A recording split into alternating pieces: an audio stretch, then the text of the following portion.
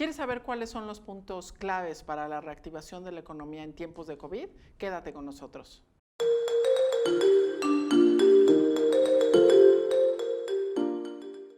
Yo soy Roxana Trejo y vamos a hablar de un tema bien interesante. Bueno, la economía mexicana ha tenido un gran impacto en su deterioro en este periodo de la pandemia por COVID-19. Esto ha sucedido en muchos lugares del mundo y pues México no es la excepción.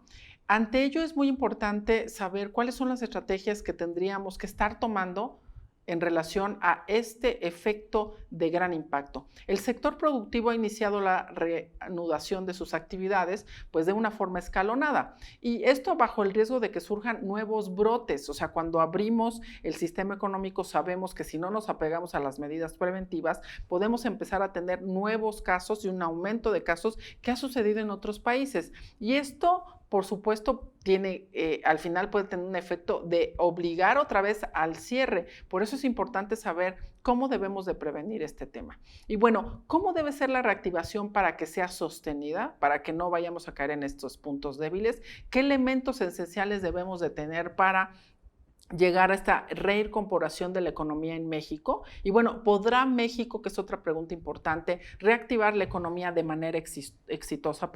Y dentro de estos puntos que vamos a tocar son tres visiones. Uno, la parte económica, otra, la parte académica y otra, la política. Y bueno, todo esto coincide en una reactivación que debe de ser incluyente, debe de ser sustentable y debe de ser resiliente. Y con una cooperación entre lo público y lo privado. Esto es muy importante, con una visión de mediano, de corto, de mediano y de largo plazo para poder superar esta crisis que hoy estamos viviendo. Y bueno, ¿cómo podemos lograr esta reactivación?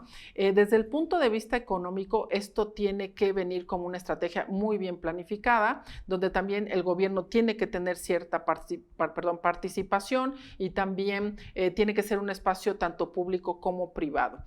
Las bases de un emprendimiento de este tipo también tiene que ver, por ejemplo, con las condiciones de educación en relación a la economía, con los incentivos que puedan existir. Algunos países determinaron algunos incentivos que se pueden tener para estas pequeñas empresas o medianas empresas que pudieran pasar pues un tema muy crítico y algunas de ellas pudieran hasta cerrar. Entonces, si ustedes observan este punto principal en relación a la economía, pues debe de ser un conjunto, tanto el público como el privado, ¿no? Algunos emprendimientos generan un muy alto impacto y relacionados con la industria de innovación o incluso con lograr la eficiencia de ciertos negocios o productos. Y por supuesto, también tiene que ser un poquito como tener en la mente el papel de la parte pública en la decisión de por qué estas instituciones pueden favorecer algunas actividades. Por ejemplo, debe de haber incentivos para invertir hoy.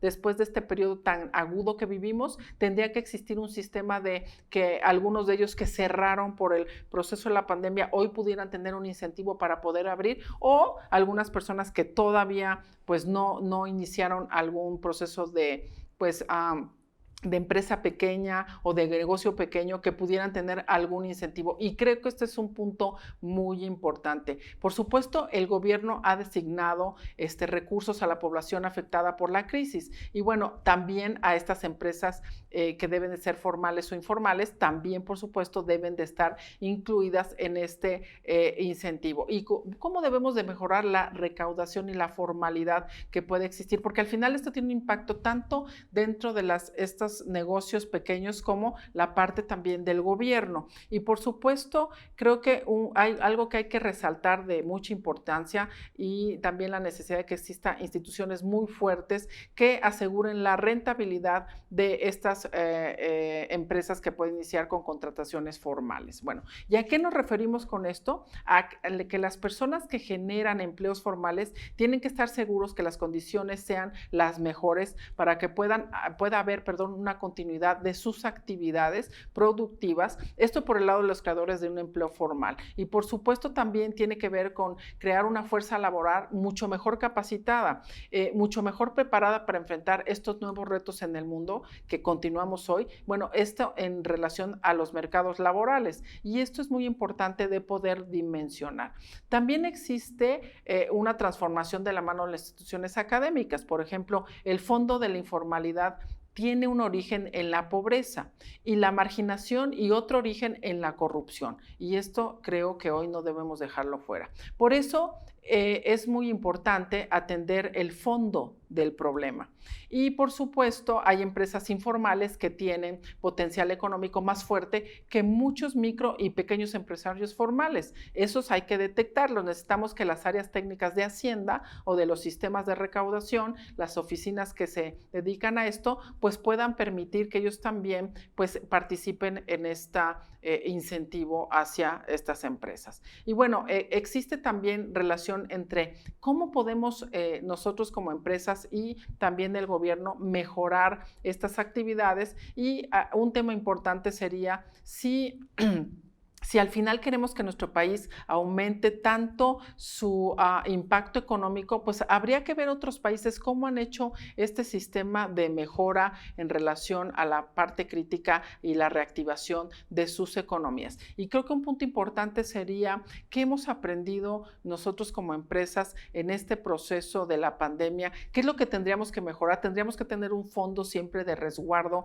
para este tipo de contingencias, para no esperar a lo mejor que el gobierno nos apoye dependiendo del país. O sea, deberíamos de tener un sistema también de nuestros trabajadores de ahorro que pudiera servir en este tipo de contingencias. ¿Qué tendríamos que tener hoy pensando en la reactivación en cuestión de la infraestructura en nuestros lugares de trabajo? ¿Qué protocolos de atención tenemos que tener o de detección para nuestros colaboradores? Les vamos a estar pidiendo pruebas, vamos a tener filtros dentro de nuestras empresas o no vamos a tener filtros, vamos a tener personas con comorbilidad. ¿Cómo podemos ayudar con un sistema de medicina del trabajo en mejorar su salud? Porque por supuesto SARS-CoV-2 se va a quedar transitando en nuestro mundo con una alta o una baja incidencia, y lo que nos está demostrando esta pandemia es que la salud individual es el parteaguas para darle frente a una enfermedad infecciosa. Y creo que este es un punto bien crítico. Si hoy no aprendimos que debemos de mejorar nuestra salud y como empresas ayudar a nuestros colaboradores a que mejoren su salud, pues vamos a regresar a este caos que tuvimos desde el inicio. Fuera de las medidas que hay que tener en prevención en relación a tener áreas o puntos de higiene de manos, a tener distanciamiento en nuestros espacios laborales, a tener un sistema de accesibilidad para lugares donde se puedan hacer lavado con agua y jabón, a tener áreas de alimentación de nuestros colaboradores, a lo mejor en lugares ventilados, al tener un sistema mucho mejor de detección temprana de cuadro clínico. Creo que esta parte de tener un área muy reforzada en la detección temprana de estas enfermedades infecciosas es importante. Seguramente hay empresas que hoy no cuentan con este sistema y que hoy deben de poner el ojo y hacer sus protocolos, sea que usted tenga 5, 10, 100, 500 trabajadores o más de 500 trabajadores. ¿Cuáles son sus protocolos? Hay que tenerlos escritos, hay que tenerlos documentados, hay que difundirlos y siempre hay que tener a alguien que los asesore para que le pueda dar seguimiento y atención a todas las áreas vulnerables. Hay que hacer un recorrido con un comité que se puede implementar en su empresa, un recorrido en la empresa para ver qué nos hace falta en base a estos lineamientos de prevención para poderlos implementar hoy que ya regresan a esta actividad. Y por supuesto creo que reforzar mucho la parte de higienización.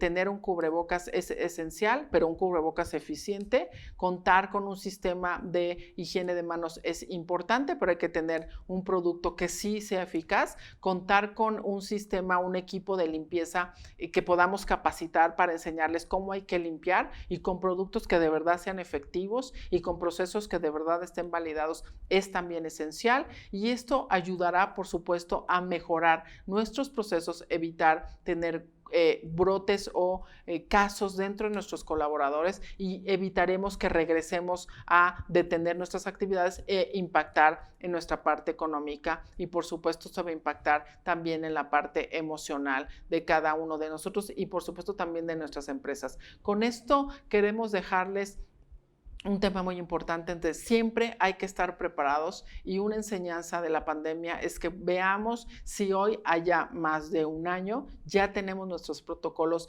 bien estandarizados, sea el tamaño que tenga su lugar de trabajo y si no, ustedes colaboradores también contacten o acérquense a su encargado, a su jefe del área, para poder participar de manera colaborativa. Estamos para servirles, para asesorarlos y por supuesto les dejamos nuestras redes en relación a nuestro canal, que es La Voz de la Salud. Por favor, suscríbase y si tiene usted dudas, si quiere contactarnos para poderlos informar, por supuesto, ahí está nuestro canal. Estamos para servirle y nos vemos en la próxima.